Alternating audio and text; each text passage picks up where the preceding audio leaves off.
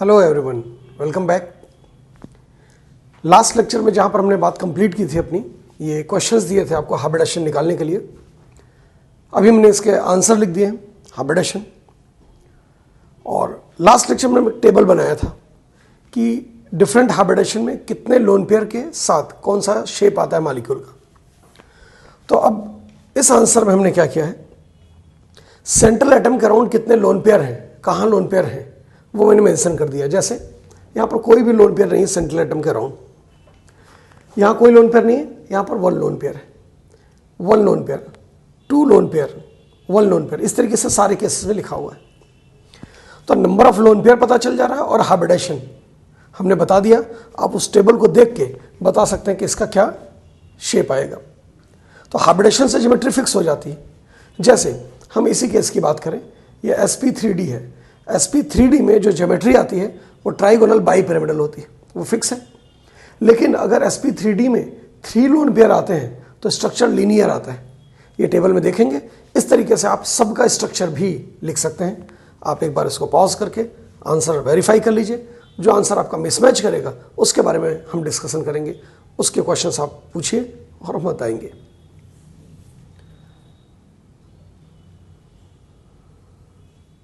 Chapter को आगे बढ़ाते हुए कुछ बहुत ही इंपॉर्टेंट टॉपिक्स हम डिस्कस करने जा रहे हैं, जिसमें पहला फॉर्मल चार्ज और ऑक्सीडेशन स्टेट है।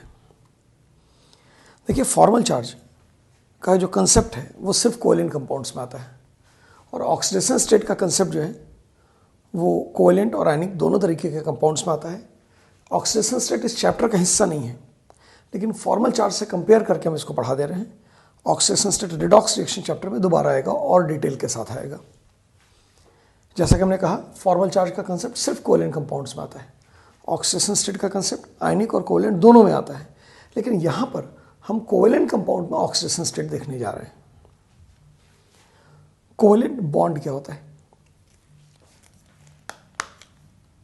दो एटम आइडेंटिकल हो चाहे डिफरेंट हो, उनके बीच में एक लकीर खींचते हैं रिप्रेजेंटेशन के लिए, यही एक कोवेलेंट बॉन्ड होता है। इसमें 2 इलेक्ट्रॉन होते हैं। दोनों इलेक्ट्रॉन को दोनों का न्यूक्लियस अट्रैक्ट करता है। दोनों एटम एक एक इलेक्ट्रॉन कंट्रीब्यूट करते हैं तो यह बॉन्ड बनता है। तो शेयर्ड पेयर ऑफ इलेक्ट्रॉन अगर 2 एटम्स के बीच में हो तो इसको एक बॉन्ड पेयर कहते हैं, और ये कोवेलेंट बॉन्ड को रिप्रेजेंट करता है। अब देखें, किसी भी कोवेलेंट बॉन्ड को, चाहे वो आइडेंटिकल एटम के बीच में हो चाहे डिफरेंट एटम के बीच में, अगर 100% कोवेलेंट मानेंगे तो जब इलेक्ट्रॉन, शेयर्ड इलेक्ट्रॉन डिस्ट्रीब्यूट होगा तो बराबर डिस्ट्रीब्यूट करना पड़ेगा। उस वक्त जो चार्ज आएगा उसको बोलेंगे फॉर्मल चार्ज। और अगर 2 डिफरेंट एलिमेंट्स के बीच में बने हुए कोवेलेंट बॉन्ड को 100% आयनिक मान लीजिए, तो shared electron more electronegative atom लेके जाएगा, तब जो चार्ज आएगा वो होगा ऑक्सीडेशन स्टेट। फिर से सुनिएगा, फॉर्मल चार्ज क्या है? जब कोवेलेंट बॉन्ड को 100% कोवेलेंट मानते हैं, यानी शेयर्ड इलेक्ट्रॉन को इक्वली डिस्ट्रीब्यूट कर देते हैं 2 एटम्स के बीच में, चाहे वो आइडेंटिकल हो चाहे डिफरेंट, तब जो चार्ज आएगा वो होगा फॉर्मल चार्ज। और अगर डिफरेंट एलिमेंट्स के बीच में बनने वाले बॉन्ड को हम 100% आयनिक मान लें, यानी शेयर्ड इलेक्ट्रॉन को सिर्फ मोर इलेक्ट्रोनेगेटिव एटम को दे दें, तब जो चार्ज आएगा वो ऑक्सीडेशन स्टेट। अगर आइडेंटिकल एटम के बीच में कोवेलेंट बॉन्ड है और हमको ऑक्सीडेशन स्टेट निकालना है, तब क्या करेंगे? तब इलेक्ट्रॉन को इक्वल डिस्ट्रीब्यूट करेंगे। क्यों? क्योंकि इलेक्ट्रोनेगेटिव दोनों के बराबर है, तब तो इक्वल डिस्ट्रीब्यूशन होगा। So formal charge is net charge on an atom in covalent compound, और मॉलिक्यूल भी कह सकते हैं, when each covalent bond is treated as 100% covalent bond. और ये ट्रीट करने का तरीका क्या है? अगर किसी बॉन्ड को 100% कोवेलेंट बॉन्ड मान रहे हैं तो शेयर्ड इलेक्ट्रॉन को बराबर बांट दीजिए, चाहे वो आइडेंटिकल एटम के बीच में चाहे डिफरेंट एटम्स के बीच में। ऑक्सीडेशन स्टेट भी नेट चार्ज है। On an atom. अब हम कोवेलेंट कंपाउंड्स में ही ऑक्सीडेशन स्टेट देख रहे हैं। इन कोवेलेंट कंपाउंड यानी दो डिफरेंट एलिमेंट्स हो और मॉलिक्यूल नॉन मेटल्स होने चाहिए, चाहे आइडेंटिकल हो चाहे डिफरेंट हो। When covalent bond between two different elements are treated as 100% what? Ionic bond. Different elements के बीच में तब 100% आयनिक मानेंगे। अगर आइडेंटिकल एटम के बीच में होगा, सेम एलिमेंट्स के बीच में होगा, तब तो उसको कोवेलेंट मानना ही पड़ेगा। 100% कोवेलेंट दो आइडेंटिकल एटम के बीच का बॉन्ड होता है। तो डिफरेंट एलिमेंट्स के बीच का बॉन्ड अगर फॉर्मल चार्ज निकालना है तो कोवेलेंट बॉन्ड मानेंगे 100%। ऑक्सीडेशन स्टेट निकालना है तो इसको 100% आयनिक मानेंगे। एक एग्जांपल लेके समझाते हैं तो यह और आसान होगा। और एक नहीं, तीन एग्जांपल।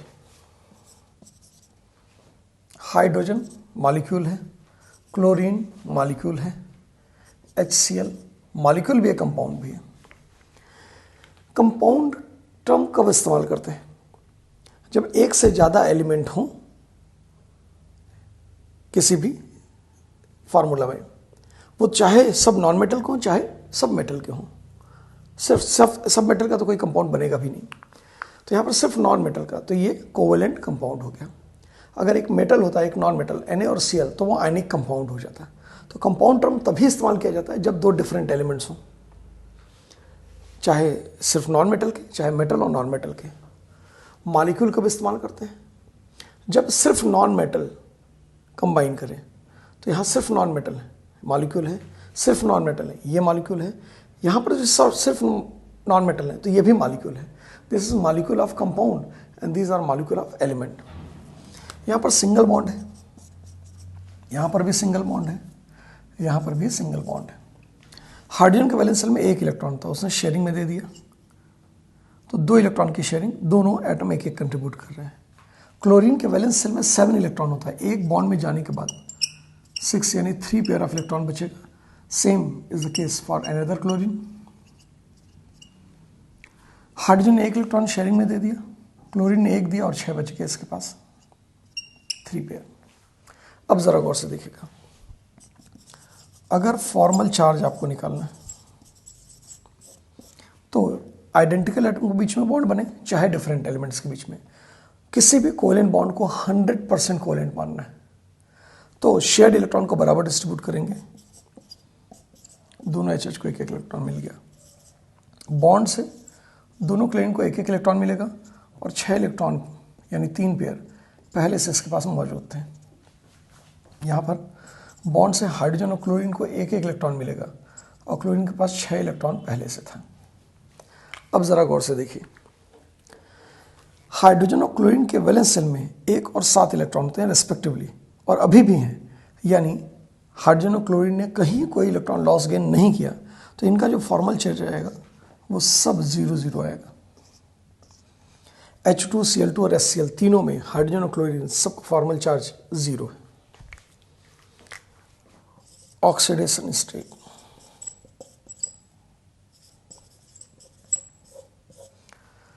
डिफरेंट एलिमेंट के बीच में बनने वाले बॉन्ड को 100% आयनिक मानना है।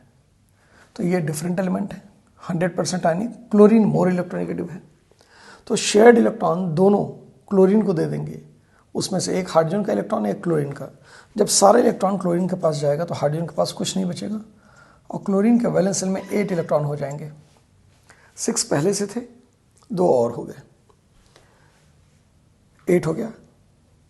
और यहां पर ये आइडेंटिकल एलिमेंट्स के बीच बनने वाले बॉन्ड हैं, तो इलेक्ट्रॉन को इक्वल डिस्ट्रीब्यूट करेंगे। तो बॉन्ड से 1-1 इलेक्ट्रॉन मिल गया और क्लोरीन के पास 6 इलेक्ट्रॉन पहले से। तो अगर आप गौर से देखिए तो यहां पर कोई भी इलेक्ट्रॉन का लॉस गेन नहीं हुआ है H2 और Cl2 में, तो इनका ऑक्सीडेशन स्टेट भी 0 होगा। यानी H2 और Cl2 में H और Cl का फॉर्मल चार्ज ऑक्सीडेशन स्टेट दोनों 0 है। लेकिन HCl में जब आप ऑक्सीडेशन स्टेट देखेंगे तो हाइड्रोजन का एक लॉस हो गया, तो इसका ऑक्सीडेशन स्टेट +1 आएगा, और क्लोरीन का एक इलेक्ट्रॉन गेन हुआ, 7 की जगह 8 हो गया, एक एक्स्ट्रा इलेक्ट्रॉन, तो -1।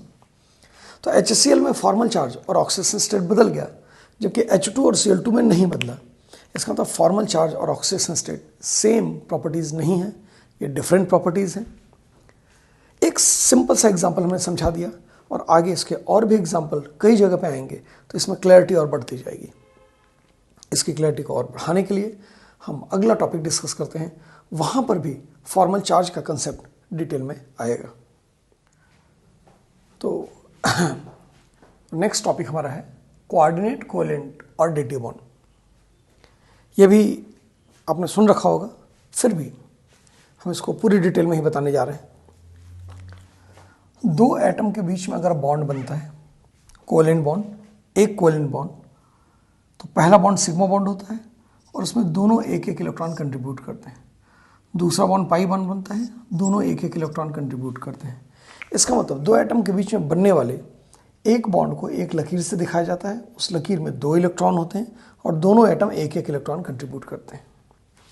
अगर कभी कोवेलेंट बॉन्ड किसी मॉलिक्यूल में ऐसा बने कि दोनों इलेक्ट्रॉन एक ही एटम कंट्रीब्यूट करे, दूसरा एटम शेयरिंग तो करे लेकिन उसमें कंट्रीब्यूशन न करे इलेक्ट्रॉन का, तो ऐसे बॉन्ड को बोलते हैं कोऑर्डिनेट, कोवेलेंट और dative bond. So the covalent bond in which both the electrons of a shared pair between 2 atoms is contributed by only one atom are called coordinate covalent bond और dative bond। जो atom दोनों electron देगा उसको बोलते हैं donor atom, और जिसने कोई भी इलेक्ट्रॉन नहीं दिया लेकिन शेयरिंग किया तो उसको बोलते हैं एक्सेप्टर एटम। ओल्ड कंसेप्ट में कोऑर्डिनेट कोवेलेंट बॉन्ड को रिप्रेजेंट करने के लिए डोनर से एक्सेप्टर की तरफ एक एरो बनाते थे। मॉडर्न कंसेप्ट में क्या करते हैं, मॉडर्न कंसेप्ट में कोऑर्डिनेट कोवेलेंट बॉन्ड को जैसे सिंपल कोवेलेंट बॉन्ड एक लकीर से रिप्रेजेंट किया जाता है वैसे ही रिप्रेजेंट करते हैं, बस डोनर के ऊपर एक पॉजिटिव और एक्सेप्टर के ऊपर एक नेगेटिव चार्ज लगा देते हैं, जो कि कोऑर्डिनेट बॉन्ड की वजह से उनका फॉर्मल चार्ज है। जो बोला गया उसको लिख के दिखाते हैं, बात और ज़्यादा समझ में आएगी।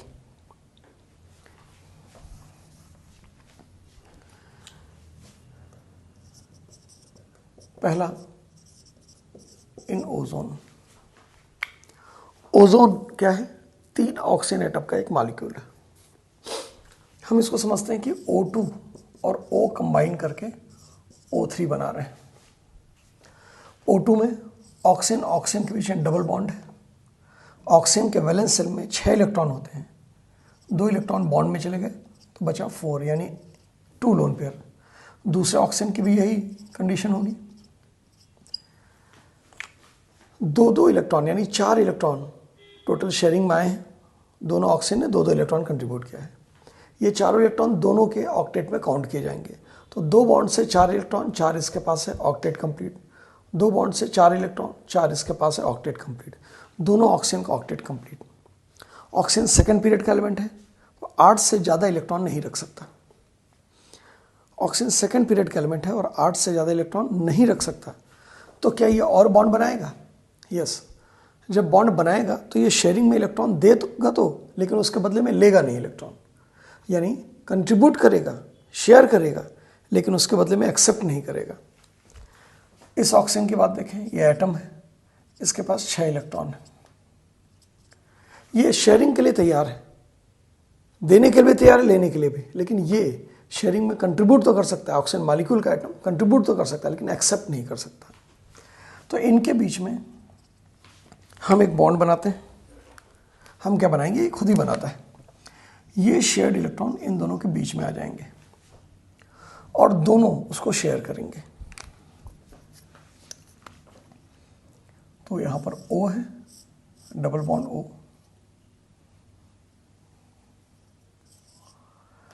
तो यहां पर 2 लोन पेयर, 2 में से 1 लोन पेयर शेयरिंग में चला गया। तो इस ऑक्सीजन का कोई इलेक्ट्रॉन शेयरिंग में नहीं गया, तो इसके पास 6 इलेक्ट्रॉन सारे पड़े रह जाएंगे। इसके 2 इलेक्ट्रॉन शेयरिंग में चले गए तो 2 बच गए, यानी 1 लोन पेयर बच गया, और इसके दोनों लोन पेयर इसके पास हैं। ओल्ड कंसेप्ट के अकॉर्डिंग डोनर से एक्सेप्टर की तरफ एरो दिखाया जाता था। मॉडर्न कंसेप्ट के अकॉर्डिंग कोवेलेंट बॉन्ड को सिंपल, कोऑर्डिनेट बॉन्ड को सिंपल कोवेलेंट बॉन्ड की तरह ट्रीट करना है। तो पता कैसे चलेगा कौन डोनर है कौन एक्सेप्टर? उसके लिए डोनर के ऊपर एक प्लस, एक्सेप्टर के ऊपर एक माइनस लगा देते हैं। और ये प्लस माइनस इनका फॉर्मल चार्ज है due to coordinate bond formation. कुछ जगहों पे मैंने देखा है कि वो मॉडर्न भी है और ट्रेडिशनल भी है, तो वो एरो भी लगा देते हैं, प्लस और माइनस भी लगा देते हैं। ऐसा किस लॉजिक से किया जाता है पता नहीं, लेकिन ये यूज होता है, कई किताबों में देखा हुआ है। Lone pair, 3 lone pair, 2 lone pair, ये ओल्ड कन्वेंशन, ये मॉडर्न कन्वेंशन, यही सबसे ज़्यादा हम यूज करेंगे। अब देखिए, इस ऑक्सीजन एटम और इस ऑक्सीजन एटम के बीच में पहले से कोई बॉन्ड नहीं था, इनके बीच में बनने वाला ये पहला बॉन्ड है, तो ये सिग्मा बॉन्ड है। तो ये कोऑर्डिनेट कोवेलेंट बॉन्ड है। क्यों? क्योंकि दोनों इलेक्ट्रॉन एक ही एटम ने कंट्रीब्यूट किया है। इसका सबूत एक ये भी है कि ऑक्सीजन के वैलेंस में 6 इलेक्ट्रॉन होते हैं, इसके पास 6 इलेक्ट्रॉन है, और फिर भी इसका बॉन्ड बन चुका है। तो इसका मतलब शेयरिंग में इसने कोई इलेक्ट्रॉन दिया नहीं, लेकिन शेयरिंग हो गई। तो शेयरिंग में दोनों इलेक्ट्रॉन एक ही एटम ने दिया, इसलिए कोऑर्डिनेट कोवेलेंट बॉन्ड है। और क्योंकि इन एटम्स के बीच में बनने वाला ये पहला बॉन्ड है, इसलिए सिग्मा बॉन्ड है। अब हम एक एग्जांपल लेते हैं जिसमें कोऑर्डिनेट कोवेलेंट बॉन्ड हो और वो पाई बॉन्ड हो।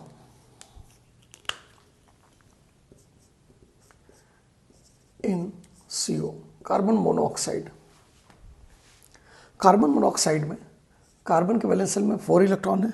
ऑक्टेट कंप्लीट करने के लिए 4 और इलेक्ट्रॉन चाहिए, तो 4 इलेक्ट्रॉन शेयरिंग करना चाहता है। लेकिन ऑक्सीजन के वैलेंस शेल में 6 इलेक्ट्रॉन है। ऑक्टेट कंप्लीट करने के लिए सिर्फ 2 इलेक्ट्रॉन चाहिए, तो ये 2 इलेक्ट्रॉन शेयर करना चाहता है। फाइनली कार्बन 2 इलेक्ट्रॉन शेयरिंग में देगा और ऑक्सीजन भी 2 इलेक्ट्रॉन शेयरिंग में देगा। कार्बन के पास 2 इलेक्ट्रॉन बच गए और ऑक्सीजन के पास 4 इलेक्ट्रॉन बच गए। अब देखिए, शेयर्ड इलेक्ट्रॉन 2 बॉन्ड से 4 हैं, 2 बॉन्ड से 4 इलेक्ट्रॉन और 2 इसके पास हैं 6। कार्बन का ऑक्टेट कंप्लीट नहीं हुआ। 2 बॉन्ड से 4 इलेक्ट्रॉन, 4 इसके पास है, 8 हो गया। ऑक्सीजन का ऑक्टेट कंप्लीट हो गया। अब कार्बन का ऑक्टेट कंप्लीट नहीं है, ऑक्सीजन का ऑक्टेट कंप्लीट है, इसलिए ऑक्सीजन अगर बॉन्ड बनाना भी चाहे तो इलेक्ट्रॉन एक्सेप्ट नहीं कर सकता।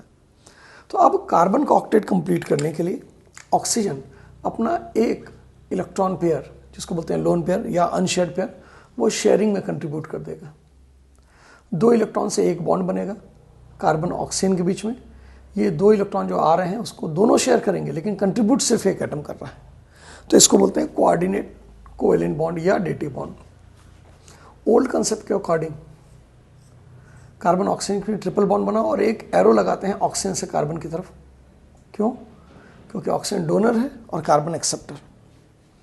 मॉडर्न कंसेप्ट के अकॉर्डिंग सिंपल सा ट्रिपल बॉन्ड बना दीजिए। ट्रिपल बॉन्ड बनाने के बाद डोनर के ऊपर एक प्लस, एक्सेप्टर के ऊपर एक माइनस, और ये इनका फॉर्मल चार्ज है। अब इस मॉलिक्यूल में फॉर्मल चार्ज ऑक्सीजन स्टेट को एक बार हम फिर से क्लियर करें। देखिए, कार्बन और ऑक्सीजन के बीच में ट्रिपल बॉन्ड बना है। मॉडर्न कंसेप्ट के अकॉर्डिंग हम पहचान नहीं सकते इन 3 में से कौन कोऑर्डिनेट कोवेलेंट बॉन्ड होगा, कौन सिंपल कोवेलेंट बॉन्ड होगा, इसलिए तीनों को एक ही तरीके से रिप्रेजेंट किया गया है। यहां पर तो ये बताया जा रहा है कि ये कोऑर्डिनेट कोवेलेंट बॉन्ड है, लेकिन कोऑर्डिनेट कोवेलेंट बॉन्ड जो बनता है वो सिंपल कोवेलेंट बॉन्ड से डिफरेंट नहीं होता है, क्योंकि इलेक्ट्रॉन किसी का भी हो, सारे इलेक्ट्रॉन एक जैसे होते हैं। तो मॉडर्न कंसेप्ट के अकॉर्डिंग ये जो बॉन्ड बना है, अगर हम इसका फॉर्मल चार्ज निकालें तो 6 इलेक्ट्रॉन की शेयरिंग हुई, बराबर बांट दीजिए। कार्बन को 3 मिल जाएंगे, ऑक्सीजन को भी 3 इलेक्ट्रॉन मिल जाएंगे, और 2 पहले से हैं, इसके पास भी 2 पहले से हैं। कार्बन के वैलेंस शेल में क्या होता है?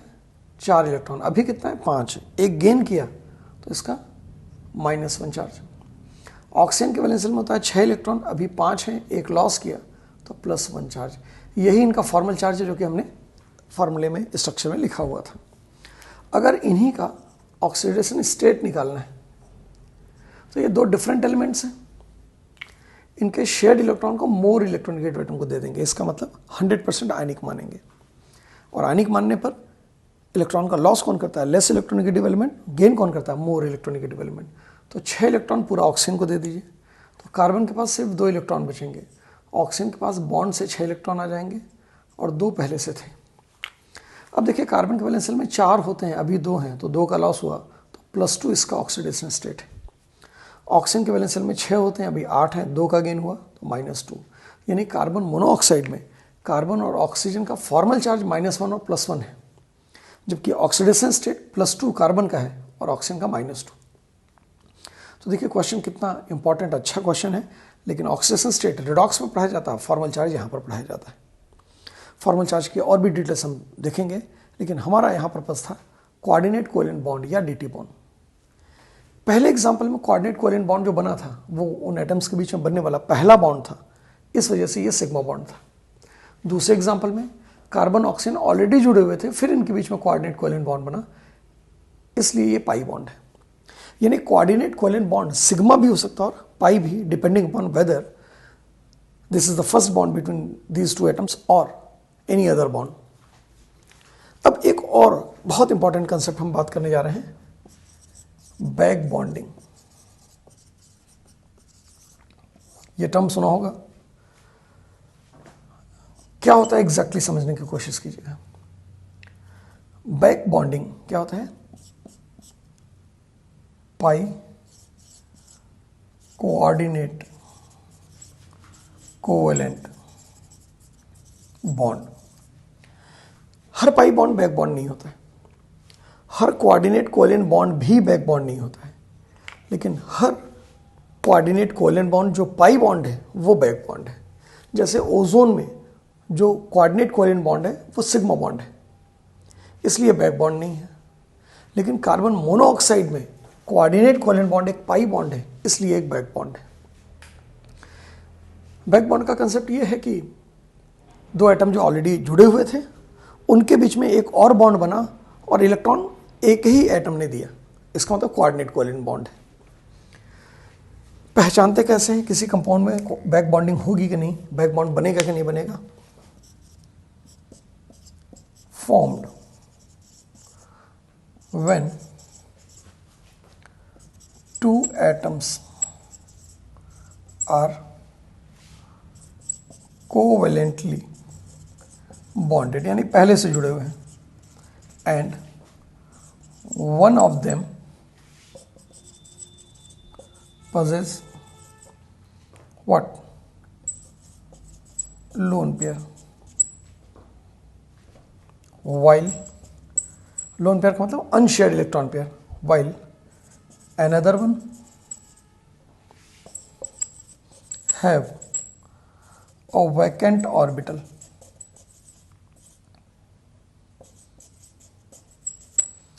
एक के पास लोन पेयर और दूसरे के पास क्या है? वैकेंट ऑर्बिटल है, और दोनों ऑलरेडी जुड़े हुए हैं, तब बैक बॉन्डिंग जरूर होगी।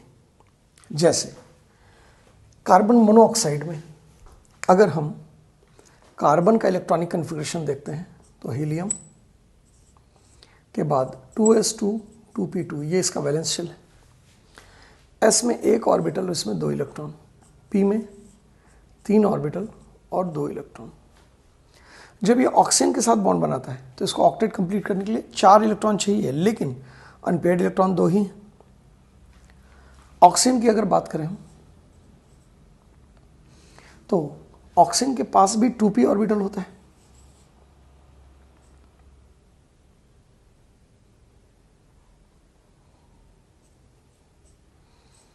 टू पी में 3 ऑर्बिटल होंगे, 2s में 2, अब सॉरी 2s में 1 ऑर्बिटल, 2p में 3 ऑर्बिटल्स। लेकिन ऑक्सीजन का इलेक्ट्रॉनिक कन्फिग्रेशन क्या होता है? 2s2 2p4, इसमें तो 2 इलेक्ट्रॉन है, इसमें 4 इलेक्ट्रॉन है, तो पहले तीनों में 1-1 electron as per Hund's rule, और चौथा इलेक्ट्रॉन किसी एक को पेयर कर देगा। मान लीजिए हमने इसको पेयर कर दिया, किसी एक को पेयर कर सकते हैं, और अपने काम के लिए हमने इसको पेयर कर दिया। इसके पहले हीलियम, ये ऑक्सीजन का इलेक्ट्रॉनिक कन्फिग्रेशन। अब जब इनके बीच में बॉन्ड बनेगा तो दोनों के पास 2 अनपेयर्ड इलेक्ट्रॉन हैं, तो अनपेयर्ड इलेक्ट्रॉन वाले ऑर्बिटल्स ओवरलैप करेंगे, एक सिग्मा बॉन्ड बनाएंगे और एक पाई बॉन्ड बनाएंगे। तो कार्बन मोनोऑक्साइड के बीच में 2 बॉन्ड बन गया, कार्बन ने 2 इलेक्ट्रॉन दिया, ऑक्सीजन ने भी 2 इलेक्ट्रॉन दिया, सिंपल कोवेलेंट बॉन्ड, एक सिग्मा और एक पाई। अब इसके बाद ऑक्सीजन के पास लोन पेयर है, लोन पेयर तो कार्बन के पास भी है, लेकिन ऑक्सीजन के पास लोन पेयर और कार्बन के पास वैकेंट ऑर्बिटल है। कौन सा orbital? P orbital. Lone pair carbon के पास है, लेकिन ऑक्सीजन के पास वैकेंट ऑर्बिटल नहीं है, तो इसलिए कार्बन अपना लोन पेयर बैक बॉन्डिंग में नहीं डाल सकता। कार्बन के पास वैकेंट ऑर्बिटल है, इसका ऑक्टेट इनकम्प्लीट है, इसलिए ये डोनेट करेगा ऑक्सीजन। तो अब अगला जो बॉन्ड बनेगा वो इस तरीके की ओवरलैपिंग होगी। इसका मतलब कोऑर्डिनेट कोवेलेंट बॉन्ड के बनने में एक एटम का पेयर्ड इलेक्ट्रॉन यानी फुलफिल्ड ऑर्बिटल दूसरे के वैकेंट ऑर्बिटल के साथ ओवरलैप करता है। अभी तक हमने पढ़ा था क्या? अनपेयर्ड इलेक्ट्रॉन वाले ऑर्बिटल्स दो एटम्स के ओवरलैप करते हैं, अनपेयर्ड इलेक्ट्रॉन मिलकर पेयर्ड हो जाते हैं। कोऑर्डिनेट कोवेलेंट बॉन्ड के बनने में फुलफिल्ड ऑर्बिटल यानी जिस ऑर्बिटल में 2 इलेक्ट्रॉन है वो दूसरे एटम के वैकेंट ऑर्बिटल के साथ ओवरलैप करेगा। जिसका फिल्ड ऑर्बिटल होगा वो डोनर एटम होगा, उसके ऊपर एक प्लस चार्ज आएगा, फॉर्मल चार्ज। जो वैकेंट ऑर्बिटल अपना इन्वॉल्व कराएगा उसको एक्सेप्टर एटम कहेंगे, उसके ऊपर माइनस चार्ज आएगा, ये इसका फॉर्मल चार्ज है। तो कार्बन मोनोऑक्साइड में जो पाई बॉन्ड बना है वो कोऑर्डिनेट कोवेलेंट बॉन्ड है, इसलिए पाई कोऑर्डिनेट कोवेलेंट बॉन्ड होने की वजह से ये बैक बॉन्ड हो। ओजोन में बैक बॉन्डिंग नहीं।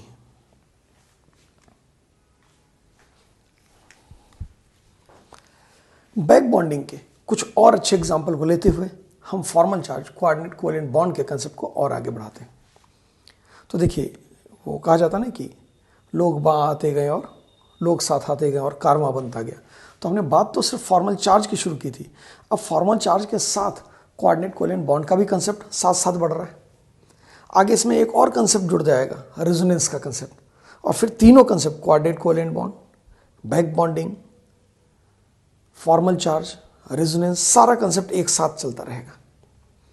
ऐसा नहीं होता कि किसी मॉलिक्यूल में एक कंसेप्ट लग रहा तो दूसरा कंसेप्ट नहीं लगता है, लेकिन हम पढ़ते एक एक करके हैं, जब सब जान जाते हैं तो सबको एक साथ अप्लाई करने लगते हैं। तो चलिए फिलहाल बैक बॉन्डिंग के कुछ और अच्छे एग्जांपल्स हम करते हैं। कोऑर्डिनेट कोवेलेंट बॉन्ड का एक और एग्जांपल करने के बाद फिर बैक बॉन्डिंग को हम और डिटेल में देखेंगे। देखिए, अमोनिया, इसमें नाइट्रोजन के पास एक लोन पेयर 3 सिग्मा बॉन्ड है, बहुत डिटेल में पढ़ चुके हैं। sp3 हाइब्रिडाइजेशन होगा, ट्राइगोनल पिरामिडल स्ट्रक्चर होगा। नाइट्रोजन के पास 3 NH बॉन्ड है और एक लोन पेयर। ये lone pair hybrid atomic orbital में होता है और ये बॉन्ड भी हाइब्रिड ऑर्बिटल से ही बने, हाइड्रोजन के s ऑर्बिटल के साथ ओवरलैप करके। ये अमोनिया का ऑर्बिटल डायग्राम है। What is this? sp3s sigma bond, nitrogen का sp3 और हाइड्रोजन का s ओवरलैपिंग से सिग्मा बॉन्ड बना है। हाइड्रोजन का ऑब्वियसली 1s1 होगा। अच्छा, ऐसे ही 3 बॉन्ड है। What is this? sp3 hybrid atomic orbital having lone pair यानी अनशेयर्ड पेयर ऑफ इलेक्ट्रॉन, और ये बॉन्ड पेयर, इसमें 2 इलेक्ट्रॉन होगा, एक हाइड्रोजन का एक नाइट्रोजन का, इन तीनों बॉन्ड में। अब अगर इसको हम कंबाइन कर दें H+ के साथ, तो H+ का इलेक्ट्रॉनिक कन्फिग्रेशन था 1s1 यानी फर्स्ट शेल का S सब शेल का एक ऑर्बिटल वैकेंट है, +1 है, तो इसका मतलब इसके ऊपर 0 होगा। हाइड्रोजन में एक इलेक्ट्रॉन तो लॉस हो गया, इसलिए इसके ऊपर +1 चार्ज आ गया।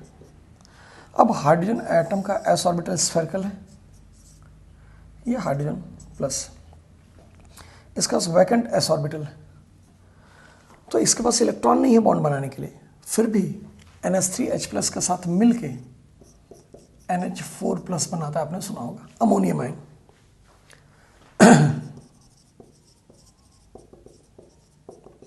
अगर हम डायरेक्ट देखें तो नाइट्रोजन ने 4 सिग्मा बॉन्ड बनाए हैं, हाइड्रोजन के साथ सिंगल बॉन्ड है, और नाइट्रोजन के वैलेंस शेल में 5 इलेक्ट्रॉन होते हैं, 4 बॉन्ड में चल के तो बचा एक लॉस हो गया, तो इसलिए प्लस चार्ज, तो हाइब्रिडाइजेशन आएगा sp3, और लोन पेयर 0 है, इसलिए ये टेट्राहेड्रल होगा। तो ये टेट्राहेड्रल बना कैसे?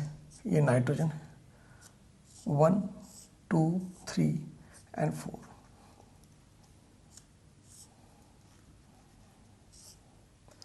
चारों तरफ हाइड्रोजन ही हाइड्रोजन। कैसे बना देखिए, हाइड्रोजन का sp3 हाइब्रिड एटॉमिक ऑर्बिटल जो है, इसके पास फुलफिल्ड इलेक्ट्रॉन है, वो अपना शेयरिंग में डोनेट करेगा s के साथ, यानी s के साथ ओवरलैप कर जाएगा। s के साथ ओवरलैप कर जाएगा तो दोनों इलेक्ट्रॉन नाइट्रोजन ने दिए, इसलिए कोऑर्डिनेट कोवैलेंट बॉन्ड होगा। और n और h के बीच में, वैसे तो n ने h के साथ 3 बॉन्ड बनाया था, लेकिन इस हाइड्रोजन के साथ ये पहला बॉन्ड बन रहा है, इसलिए सिग्मा बॉन्ड होगा। ओल्ड कंसेप्ट के अकॉर्डिंग इसको डोनर से एक्सेप्टर की तरफ एक एरो बना के रिप्रेजेंट किया जाता था, और NH3 जीरो चार्ज था, H के ऊपर +1 था, तो नेट चार्ज +1 आ जाएगा। ये ओल्ड कन्वेंशन के अकॉर्डिंग। मॉडर्न कन्वेंशन के अकॉर्डिंग ये जो 4 बॉन्ड बने हैं NH बॉन्ड, इसमें से कौन कोऑर्डिनेट कोवैलेंट बॉन्ड है ये बताना मुश्किल है। क्यों? क्योंकि चारों की बॉन्ड लेंथ बराबर होती है, बॉन्ड एंगल बराबर होती है, बॉन्ड एनर्जी, बॉन्ड डिस्टेंस सब कुछ बराबर है। तो हम कौन होते हैं डिफ्रेंशिएट करने वाले कि ये कोऑर्डिनेट कोवैलेंट बॉन्ड है?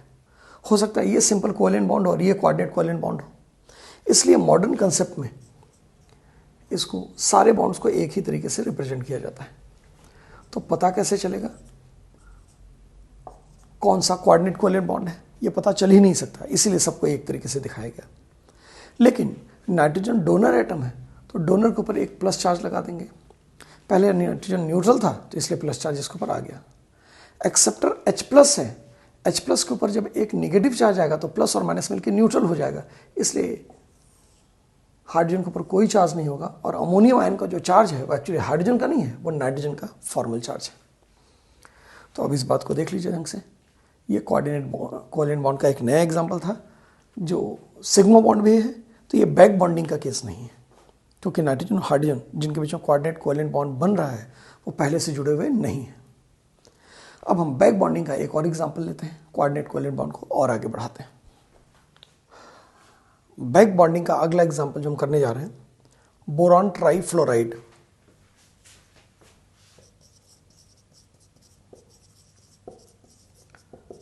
अभी हमने बात किया था कि जब कोऑर्डिनेट कोवैलेंट बॉन्ड एक पाई बॉन्ड हो तो ऐसे बॉन्ड को बोलते हैं बैक बॉन्ड। बनता कब है? जब 2 एटम ऑलरेडी जुड़े हुए हों, एक के पास लोन पेयर हो और दूसरे के पास वैकेंट ऑर्बिटल हो, तो ऐसा बनता है। ऐसा कोऑर्डिनेट कोवैलेंट बॉन्ड यानी बैक बॉन्ड बनता है। इसका एग्जांपल हम लेने जा रहे हैं बोरॉन ट्राइफ्लोराइड। याद कीजिए, बोरॉन का इलेक्ट्रॉनिक कन्फिग्रेशन एटॉमिक नंबर 5 की वजह से हीलियम 2s2 2p1 होगा। s में 2 इलेक्ट्रॉन और p में 3 ऑर्बिटल में 1 इलेक्ट्रॉन। ये इसका ग्राउंड स्टेट इलेक्ट्रॉनिक कन्फिग्रेशन है, जिसमें सिर्फ 1 अनपेयर्ड इलेक्ट्रॉन है। वैलेंस शेल में 3 इलेक्ट्रॉन, 1 अनपेयर्ड, 1 शेयरिंग करेगा तो 1 और मिल जाएगा, 3 से 4 हो जाएंगे, इसलिए इसका ऑक्टेट कंप्लीट नहीं होगा। तो ये एक्साइटेड स्टेट में जाता है और 3 बॉन्ड बनाता है। तो फर्स्ट एक्साइटेड स्टेट में s का 1 इलेक्ट्रॉन p में चला जाएगा। p में चला गया तो 3 अनपेयर्ड इलेक्ट्रॉन हो गए, इसलिए इसका हाइब्रिडेशन हो जाता है sp2 और 3 sp2 हाइब्रिड एटॉमिक ऑर्बिटल बन जाएंगे 1 2 3 तीनों में, और तीनों सिग्मा बॉन्ड बनाएंगे फ्लोरीन के p ऑर्बिटल के साथ, और एक अनहाइब्रिड p ऑर्बिटल बचेगा।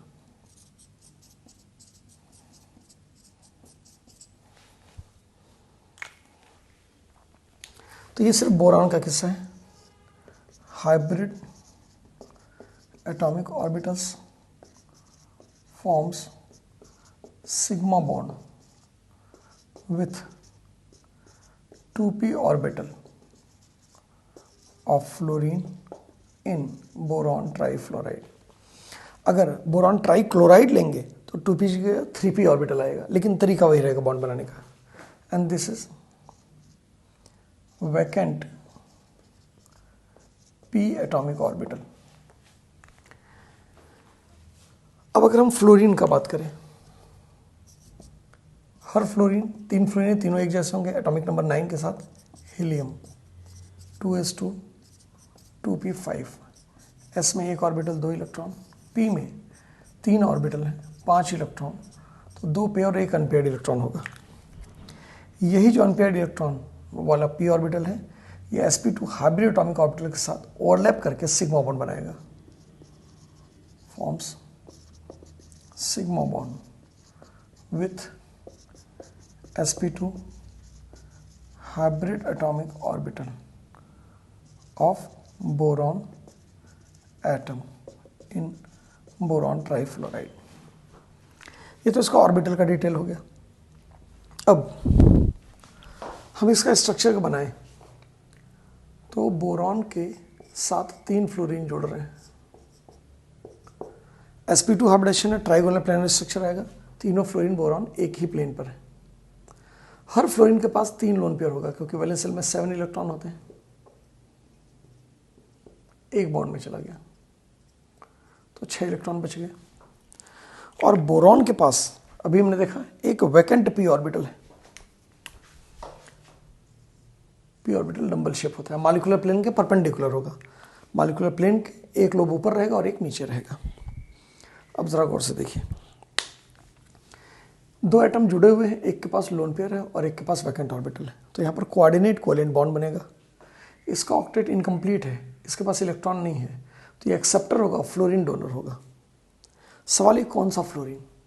तीनों में से कोई भी फ्लोरीन इसको डोनेट कर सकता है, लेकिन एक वक्त में एक ही फ्लोरीन डोनेट करेगा क्योंकि बोरॉन 8 से ज़्यादा इलेक्ट्रॉन एकोमोडेट नहीं कर सकता और एक ही ऑर्बिटल इसके पास है।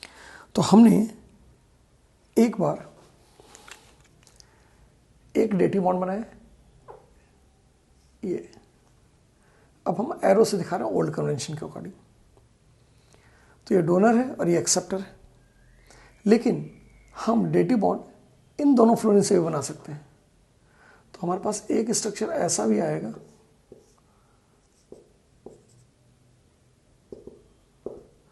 इसके पास 2 लोन पेयर बचा था अगर एक इलेक्ट्रॉन पेयर बॉन्ड में चला गया। अब इसके पास 2 लोन पेयर बचेगा और इसके पास 3 लोन पेयर बचेंगे। एक तीसरा पॉसिबल स्ट्रक्चर भी है, यहां डबल बॉन्ड आ जाए, यानी डबल बॉन्ड के 3 पॉसिबल पोजीशन।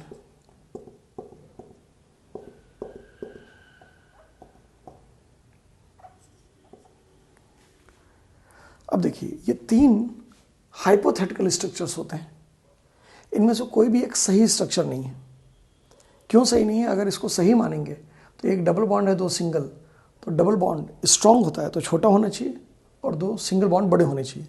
यानी बोरान ट्राइफ्लोराइड में इस स्ट्रक्चर के अकॉर्डिंग एक छोटा और 2 बड़ा बॉन्ड होना चाहिए, जबकि बोरान ट्राइफ्लोराइड में तीनों बॉन्ड की स्ट्रेंथ बराबर होती है, न तो वो सिंगल बॉन्ड के बराबर होती है न तो डबल बॉन्ड के बराबर। तो मान के चलते हैं कि डबल बॉन्ड की जो पोजीशन है वो फिक्स नहीं है, यानी पाई बॉन्ड जो है डिलोकलाइज्ड है। ये जो 3 पॉसिबल स्ट्रक्चर्स हमने बनाए, लेविस-डॉट स्ट्रक्चर्स, इनको डबल हेडेड एरो से सेपरेट करते हैं और इनको एक दूसरे का कैनोनिकल फॉर्म कहते हैं। क्या बोलते हैं? Canonical form. एक नया कंसेप्ट रेजोनेंस कैनोनिकल फॉर्म यहाँ पर शक्ल ले रहा है। तो ये 3 कैनोनिकल फॉर्म है।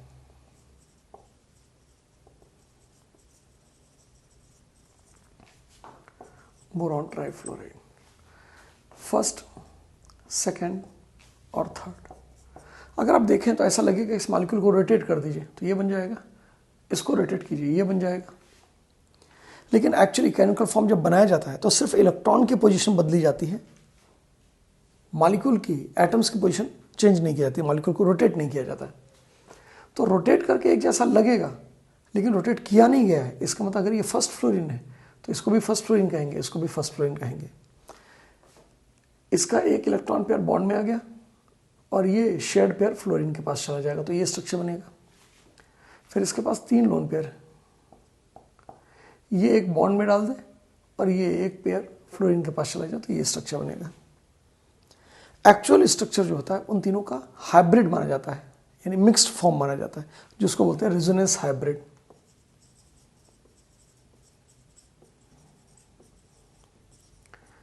कैनोनिकल फॉर्म को ही रेजोनेंस स्ट्रक्चर्स भी बोलते हैं। और अब हम पढ़ने जा रहे हैं रेजोनेंस हाइब्रिड, इन तीनों का मिला जुला रूप। उसमें बोरॉन फ्लोरीन और उनके बीच में सिंगल बॉन्ड फिक्स्ड है, उनकी पोजीशन में कोई चेंज नहीं आता है, लेकिन पाई बॉन्ड यहाँ पर भी है, यहाँ पर भी है, यहाँ पर भी है। जहाँ जहाँ पाई बॉन्ड है वहाँ डॉटेड लाइन से उसको रिप्रेजेंट कर देते हैं क्योंकि वो डिलोकलाइज्ड है, फिक्स नहीं है। इसको बोलते हैं resonance hybrid. Boron trifluoride electron deficient है, बोरॉन का ऑक्टेट इनकम्प्लीट होने की वजह से, लेकिन फ्लोरीन से बैक बॉन्डिंग की वजह से टेम्पोरली इसका ऑक्टेट कंप्लीट हो जाता है। टेम्पोरली क्यों? क्योंकि ये पाई बॉन्ड फिक्स नहीं है, डिलोकलाइज्ड है। इस वजह से इसकी इलेक्ट्रॉन डेफिशिएंसी कम हो जाती है। जो इलेक्ट्रॉन डेफिशिएंट स्पीसीज होते हैं वो इलेक्ट्रॉन पर एक्सेप्ट करने की टेंडेंसी रखते हैं। ऐसे स्पीसीज को बोला जाता है लिविस एसिड।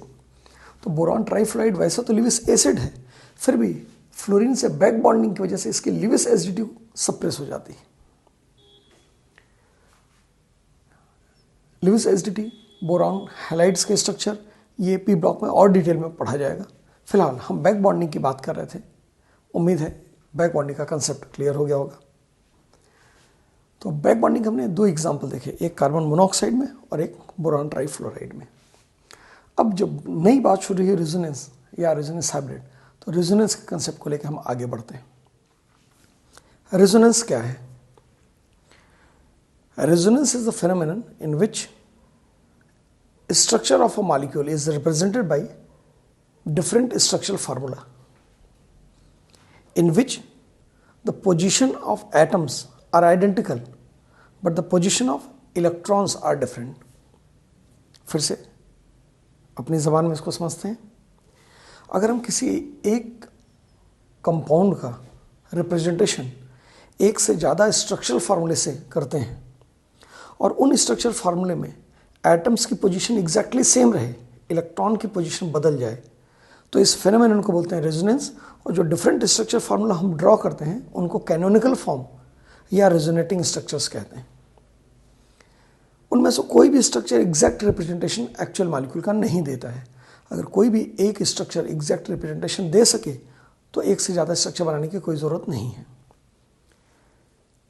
तो डिफरेंट जो स्ट्रक्चर बना रहे हैं, जब कोई भी एग्जैक्ट रिप्रेजेंटेशन नहीं है तो क्या वो बिल्कुल रिप्रेजेंट नहीं करता है? नहीं, वो कुछ कंट्रीब्यूट करते हैं एक्चुअल स्ट्रक्चर को। एक्चुअल स्ट्रक्चर सिर्फ एक है, लेकिन एक्चुअल स्ट्रक्चर कैसा है हमको नहीं पता। इस वजह से हम different possible Lewis dot structure बनाते हैं, हाइपोथेटिकल स्ट्रक्चर्स बनाते हैं, उनको कैनोनिकल फॉर्म बोलते हैं। एग्जाम्पल के साथ समझेंगे तो समझना और आसान होगा। हम इसका एक एग्जाम्पल ऐसा लेते हैं जो हम पहले भी पढ़ चुके हैं और उसको आप नए नज़रिए से देखेंगे। इन ओजोन, याद कीजिए अभी ओजोन का जिक्र जस्ट इसके पहले हमने कोऑर्डिनेट कोवेलेंट बॉन्ड के लिए किया था, जिसमें पहला एग्जांपल ओजोन लिया था, रेजोनेंस। याद कीजिए ओजोन का जब स्ट्रक्चर आपने बनाया था कोऑर्डिनेट कोवेलेंट बॉन्ड के बाद, तो सेंटर में एक ऑक्सीजन था और डेटी बॉन्ड बना था। मॉडर्न कंसेप्ट के अकॉर्डिंग सिंपल कोवेलेंट बॉन्ड से दिखा रहे हैं। सेंट्रल एटम डोनर एटम, इसलिए इसके ऊपर प्लस चार्ज। जिधर सिंगल बॉन्ड है वो ऑक्सीजन एक्सेप्टर है, तो उसके 6 इलेक्ट्रॉन इसके पास होंगे, क्योंकि शेयरिंग में इसने कोई भी इलेक्ट्रॉन कंट्रीब्यूट नहीं किया है। इसके ऊपर एक नेगेटिव चार्ज आएगा और यहाँ एक लोन पेयर होगा। लेकिन ये स्ट्रक्चर सजेस्ट करता है कि एक डबल और एक सिंगल बॉन्ड है, यानी एक स्ट्रॉन्ग छोटा बॉन्ड होगा, एक वीक और बड़ा बॉन्ड होगा रिलेटिवली। प्रैक्टिकली ओजोन में दोनों ओ बॉन्ड की लेंथ बराबर होती है, एनर्जी बराबर होती है, स्ट्रेंथ बराबर होती है। इसलिए हम एक और पॉसिबल स्ट्रक्चर इसका ड्रॉ करते हैं, जिसमें सिंगल बॉन्ड इधर दिखाते हैं और डबल बॉन्ड इधर। तो अब इसके पास 3 लोन पेयर होगा, एक नेगेटिव चार्ज सेंटर एटम के ऊपर, एक पॉजिटिव चार्ज, एक लोन पेयर, और डबल बॉन्डेड पेरीफेरल एटम, किनारे वाले एटम के पास 2 लोन पेयर होगा। इनको डबल हेडेड एरो से रिप्रेजेंट किया जाता है। ऐसा एरो बनाने का मतलब कि इसके दोनों तरफ के स्ट्रक्चर जो है हाइपोथेटिकल है। ये फर्स्ट और सेकंड कैनोनिकल फॉर्म्स हैं और रेजोनेटिंग या resonance structures of ozone. Actual ozone कोई नहीं है, क्योंकि इसमें से कोई भी एक होता तो एक सिंगल एक डबल बॉन्ड होता। तो माना जाता है कि ओजोन एक्चुअली इन दोनों का मिक्सचर है, हाइब्रिड फॉर्म है। तो हाइब्रिड फॉर्म को कैसे रिप्रेजेंट करेंगे? एटम्स की position same, single bond fixed, double bond यहाँ पर भी है, यहाँ पर भी। यहाँ पर एक लोन पेयर फिक्स है, बाकी में लोन पेयर नहीं बनाते हैं क्योंकि फिक्स नहीं है। एक बार 2 रहता है, एक बार 3 रहता है। इस सेट में पास एक बार 3 और एक बार 2 लोन पेयर। अब ज़रा एक और ख़ास बात यहाँ पर देखिए, ये जो चार्ज हमने बनाया था इसको बोलते हैं formal charge, because of coordinate covalent bond. तो सेंट्रल एटम के ऊपर तो +1 चार्ज है, 2 स्ट्रक्चर में +2 चार्ज आ रहा है सेंट्रल एटम के ऊपर, तो एक स्ट्रक्चर में ऑन एन एवरेज +1 आएगा। +1 मिला के +2 हो गया। 2 स्ट्रक्चर में +2, तो एक में +1। लेकिन जब हम पेरिफेरल एटम को देखेंगे तो हम इन तीनों एटम की नंबरिंग कर देते हैं, ऑक्सीजन नंबर 1, 2, 3। क्योंकि कैनोनिकल फॉर्म में पोजीशन ऑफ एटम नहीं बदलता है, तो अभी भी ये फर्स्ट एटम है, ये सेकंड और ये थर्ड। इससे ये पता चल गया कि इस मॉलिक्यूल को रोटेट करके ये नहीं बनाया गया, जबकि अगर रोटेट करके देखेंगे तो ये सुपर इम्पोज हो जाएगा। तो ये इक्विवेलेंट कैनोनिकल फॉर्म है। जो इक्विवेलेंट कैनोनिकल फॉर्म होते हैं वो रोटेट करके एक दूसरे के ऊपर सुपर इम्पोजेबल होते हैं, स्लाइड करके सुपर इम्पोजेबल नहीं होंगे। क्यों? एटम्स की पोजीशन सेम है लेकिन इलेक्ट्रॉन की पोजीशन बदल गई। अब अगर इस तरीके से देखें तो फर्स्ट ऑक्सीजन के ऊपर यहाँ पर 0 चार्ज है और यहाँ पर -1 चार्ज है, यानी दोनों स्ट्रक्चर को अगर मिला दे तो -1 चार्ज आ रहा है 2 स्ट्रक्चर में। तो अगर ओजोन का एक स्ट्रक्चर होता तो -½ चार्ज आता, तो यानी फॉर्मल चार्ज इस पेरिफेरल ऑक्सीजन करेगा -½ ऐसे ही थर्ड ऑक्सीजन का देखेंगे तो यहाँ पर -1, यहाँ 0, एवरेज चार्ज आएगा -½ तो अगर नेट फॉर्मल चार्ज पूरे मॉलिक्यूल में देखेंगे तो 0 रहेगा। किसी भी मॉलिक्यूल के ऊपर जो नेट चार्ज आता है वो इंडिविजुअल एटम्स के फॉर्मल चार्ज के सम के बराबर होता है। यहाँ पर सेंट्रल ऑक्सीजन का फॉर्मल चार्ज +1 फिक्स है, पेरिफेरल ऑक्सीजन का फॉर्मल चार्ज फिक्स नहीं है। रेजोनेंस हाइब्रिड में -½ ये फिक्स है रेजोनेंस हाइब्रिड में, लेकिन वो पार्शियल चार्जेस है, -½ मिला के -1 और ये +1 मिला के 0 हो गया। इसको बोला हमने रेजोनेंस हाइब्रिड। अब अगर हम किसी कैनोनिकल फॉर्म की बात करें तो कैनोनिकल फॉर्म में सेंट्रल एटम के ऊपर तो फॉर्मल चार्ज +1 ही रहेगा, लेकिन पेरिफेरल में फर्स्ट स्ट्रक्चर में इसका फॉर्मल चार्ज 0 है और इसका -1 है, और ये दोनों पेरिफेरल हैं, एक का 0 और एक का -1। लेकिन ऐसा भी हो सकता है कि इसका -1 और इसका 0, जो कि दूसरे कैनोनिकल फॉर्म में दिखाया गया है। अब दोनों में से दोनों का कंट्रीब्यूशन बराबर होता है, इसलिए हम पेरिफेरल एटम के ऊपर एवरेज फॉर्मल चार्ज बता देते हैं। तो किसी पर्टिकुलर कैनोनिकल फॉर्म में जब फॉर्मल चार्ज पूछा जाए नंबरिंग करके कि इस एटम के ऊपर बताइए, इस एटम के ऊपर बताइए, इस एटम के ऊपर बताइए, तो आप अलग अलग बताएंगे। लेकिन अगर चार्ज डिस्ट्रीब्यूट होता है, डीलोकलाइज्ड होता है, तो जिन जिन एटम्स के ऊपर जाता है उन सब का कंट्रीब्यूशन लेते हुए हम एवरेज चार्ज निकालते हैं। ये फॉर्मल चार्ज एवरेज चार्ज है। तो रेजोनेंस हाइब्रिड में अगर फॉर्मल चार्ज देखेंगे पेरिफेरल ऑक्सीजन के ऊपर तो -½ ईच आएगा, और किसी एक डेफिनेट कैनोनिकल फॉर्म में अगर आप फॉर्मल चार्ज देखेंगे तो एक पेरिफेरल एटम के ऊपर -1, दूसरे पेरिफेरल एटम के ऊपर 0, इसलिए एवरेज -½ आएगा। लेकिन इंडिविजुअल देखेंगे तो 0 और -1 रहेगा। सेंट्रल एटम का फॉर्मल चार्ज +1 है, चाहे आप कैनोनिकल फॉर्म से देखिए चाहे रेजोनेंस हाइब्रिड में। अब इससे एक और नई बात शुरू होती है।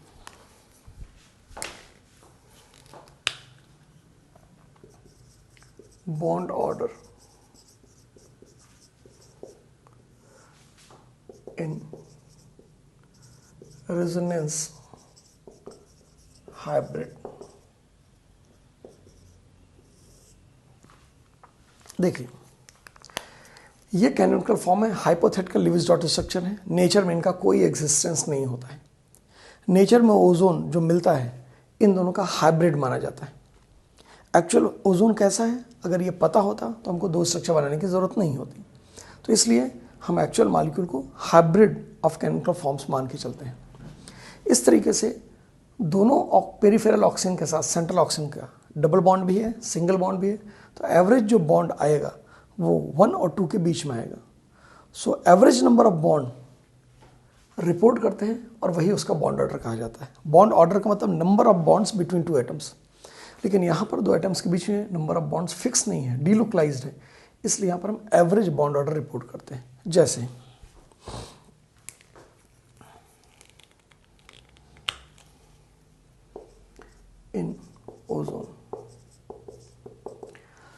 अगर हम फर्स्ट ऑक्सीजन सेकंड ऑक्सीजन के बीच में इस स्ट्रक्चर में देखें तो 2 बॉन्ड है, और इस स्ट्रक्चर में देखें तो 1 बॉन्ड है। टोटल बॉन्ड कितने हो गए? 3। 2 स्ट्रक्चर में 3 बॉन्ड आ रहे हैं फर्स्ट और सेकंड ऑक्सीजन के बीच में, तो एक में कितना आएगा? 2। 2 में अगर 3 तो 1 में कितना? 3/2 × 1। ये यूनिटरी मेथड आपने पढ़ा होगा। तो बॉन्ड ऑर्डर कितना आ जाएगा? 1.5। OO बॉन्ड का बॉन्ड ऑर्डर। अगर हम सेकंड और थर्ड ऑक्सीजन के बीच में देखें तब भी तरीका वही रहेगा, पहले सिंगल बॉन्ड फिर डबल बॉन्ड। टोटल बॉन्ड हो गया 3। 2 स्ट्रक्चर में 3 बॉन्ड, तो एक में आएगा 3/2। 1.5 बॉन्ड ऑर्डर ओजोन में होता है। तो फॉर्मल चार्ज की एक बार फिर से बात हो गई, डिस्ट्रीब्यूट हुआ तो एवरेज फॉर्मल चार्ज निकाला, बॉन्ड ऑर्डर भी यहाँ पर हमने एवरेज निकाला। एक और एग्जाम्पल के साथ हम रेजोनेंस को समझने की कोशिश करते हैं। दूसरा एग्जाम्पल जो हम लेने जा रहे हैं रेजोनेंस का, वो है कार्बोनेट आयन। CO3 के ऊपर -2। हाइब्रिडेशन स्ट्रक्चर में हमने बताया था कि अगर ऑक्सीजन भी पेरिफेरल एटम है किसी मॉलिक्यूल में, तो जितना नेगेटिव चार्ज लगता है उतने ऑक्सीजन को सिंगल बॉन्ड से जोड़ेंगे और बाकियों को डबल बॉन्ड से। तो अगर हम कार्बोनेट का स्ट्रक्चर बनाएं तो 3 ऑक्सीजन से जुड़ेगा, 1 के साथ डबल बॉन्ड और 2 के साथ सिंगल बॉन्ड। जिनके ऊपर सिंगल बॉन्ड उनके ऊपर 1-1 नेगेटिव चार्ज। अब अगर हम इलेक्ट्रॉन की बात करें तो कार्बन के वैलेंस शेल में 4 इलेक्ट्रॉन होते हैं। इसने 4 बॉन्ड बनाए, 4 इलेक्ट्रॉन बॉन्ड में कोई लोन पेयर नहीं। 3 एटम से जुड़ा तो 3 सिग्मा बॉन्ड बनाएगा और 0 लोन पेयर। तो 3 + 0 यानी 3 हाइब्रिडेशन sp2 ट्राइगोनल प्लेनर। ये बात पहले हो चुकी है। ऑक्सीजन के वैलेंस शेल में 6 इलेक्ट्रॉन होते हैं। इस ऑक्सीजन ने 2 बॉन्ड बनाए, 2 इलेक्ट्रॉन बॉन्ड में गया तो बचा 4 इलेक्ट्रॉन। इस ऑक्सीजन ने 1 बॉन्ड बनाया, 1 इलेक्ट्रॉन बॉन्ड में गया तो बचना चाहिए 5 इलेक्ट्रॉन।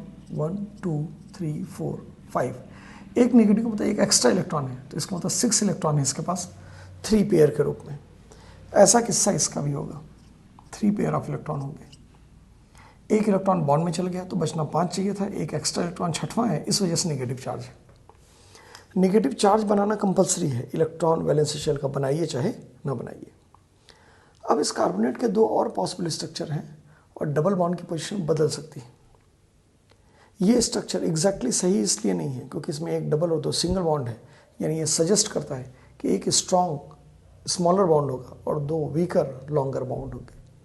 जबकि कार्बोनेट में तीनों कार्बन ऑक्सीजन की bond length, bond energy, bond distance सब बराबर है, इसलिए ये 3 कैनोनिकल फॉर्म के रूप में हम रिप्रेजेंट करेंगे। एग्जिस्ट नहीं करेगा, रिप्रेजेंट कर रहे हैं। यहाँ डबल बॉन्ड बनाया तो ये 2 लोन पेयर हो गया। अब ये दोनों सिंगल बॉन्ड, इनके पास 3 लोन पेयर और 1 नेगेटिव चार्ज रहेगा। यही इसका फॉर्मल चार्ज है, यानी कार्बन का फॉर्मल चार्ज यहाँ पर कितना आ रहा है? 0। एक और कैनोनिकल फॉर्म हम इसका रिप्रेजेंट कर सकते हैं। यहाँ डबल बॉन्ड दिखा दिया, इसके पास 2 lone pair, negative charge, 3 lone pair, 3 lone pair और नेगेटिव चार्ज। अब ये first, second, third 3 canonical form है, तीनों इक्विवेलेंट हैं क्योंकि रोटेट करके एक दूसरे के ऊपर सुपर इम्पोज हो जाएंगे। इसको रोटेट कीजिए ऐसे, ये बन जाएगा। इसको रोटेट कीजिए, ये बन जाएगा। लेकिन ये बनाए एक दूसरे को रोटेशन से नहीं गए।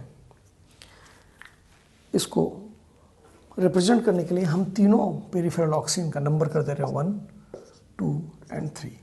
अभी भी ये 1 है, ये 2 है, ये 3 है, ये 1 है, ये 2 है, ये 3 है। ये क्या है? Canonical forms of carbonate ion. Actual carbonate ion इन तीनों का हाइब्रिड माना जाएगा, जिसको बोलेंगे रेजोनेंस हाइब्रिड। रेजोनेंस हाइब्रिड को अगर रिप्रेजेंट करें तो एक बॉन्ड तो फिक्स था, दूसरा बॉन्ड डिलोकलाइज था तीनों जगह पे।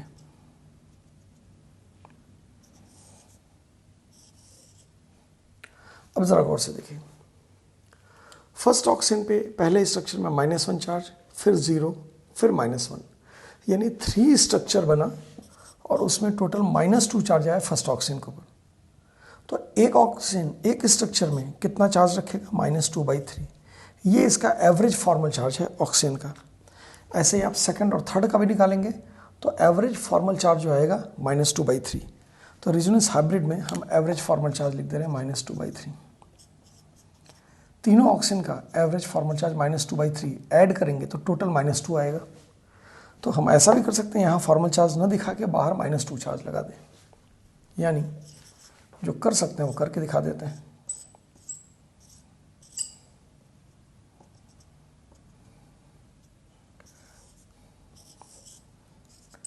ये ज़्यादा फाइन डिटेल बता रहा है, इंडिविजुअल ऑक्सीजन का फॉर्मल चार्ज बता दे रहा है।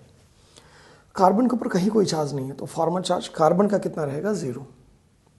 अब अगर हम बात करें bond order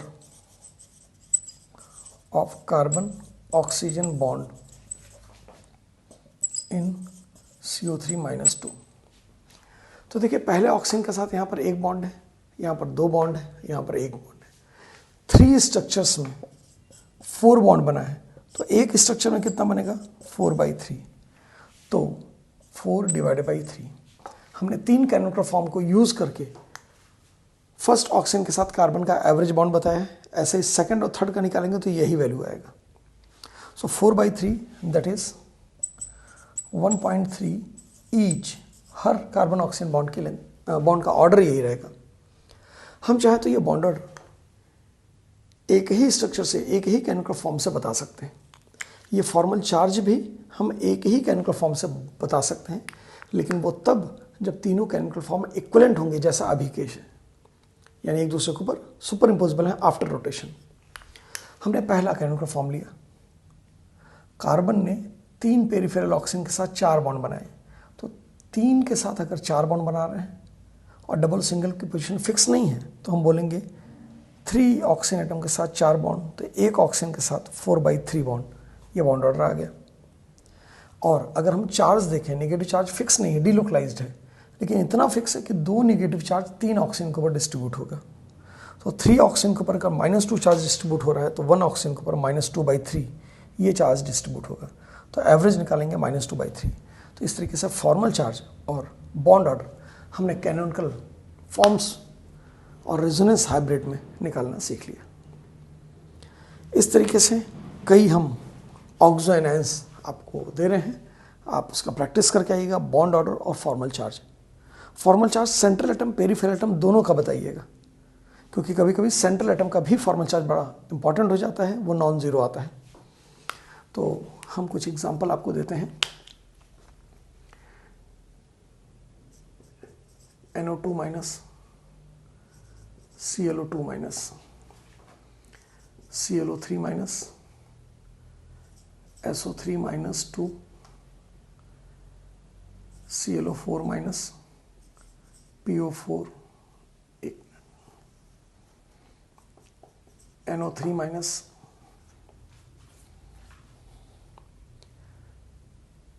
ClO4-, SO4-2, PO4-3। इनका नाम भी लिख दे रहे हैं, आगे चल के हम इनका नाम फिर से पढ़ेंगे। Nitrite ion, chlorite ion, chlorate ion, sulphite ion. इन दोनों में ऑक्सीजन सेम है, लेकिन यहाँ पर ATE लगा है, यहाँ पर ITE लगा है। यानी ऑक्सीजन से कोई लेना देना नहीं है आइट और एट का। कैसे लेना देना है वो बाद में देखेंगे हम। Nitrate ion, perchlorate ion, sulphate ion, phosphate ion,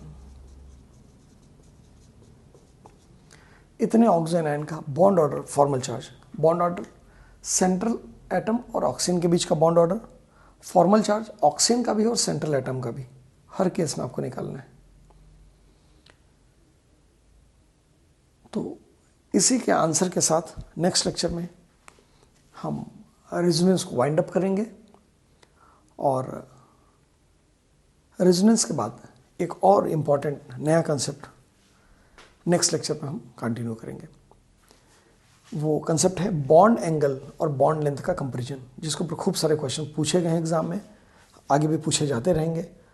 तो बॉन्ड एंगल, बॉन्ड लेंथ की बातें, कुछ और नए टॉपिक्स नेक्स्ट लेक्चर पे लेंगे। Till then, bye bye.